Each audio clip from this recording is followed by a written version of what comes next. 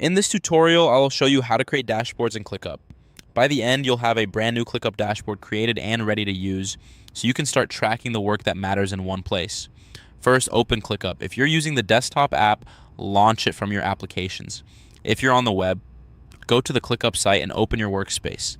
Give the page a second to load so the left sidebar and top navigation are visible. Next, click Dashboards. You'll find dashboards in the left-hand sidebar. If your sidebar is collapsed, hover on the edge to expand it, then look for the Dashboards option and click it. The screen will switch to the Dashboards area where you can view any existing dashboards or create a new one. Now click plus New Dashboard. Now you still look toward the top right of the Dashboards page for the button that says plus New Dashboard and click it. This opens the creation panel for a new dashboard. The screen will focus on a simple form so you can set it up quickly. At this point, enter name.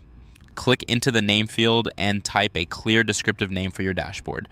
Use a name that helps you and your team recognize what this dashboard is for, such as team overview or sprint tracking.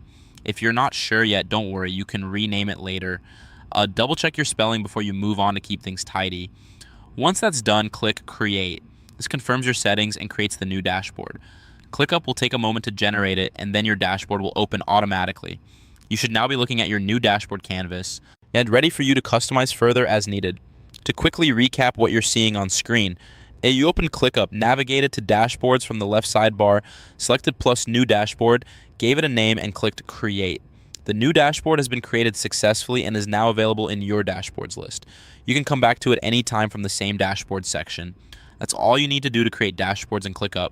Your new dashboard is set up and working, and you're ready to continue configuring it to match your workflow whenever you're ready.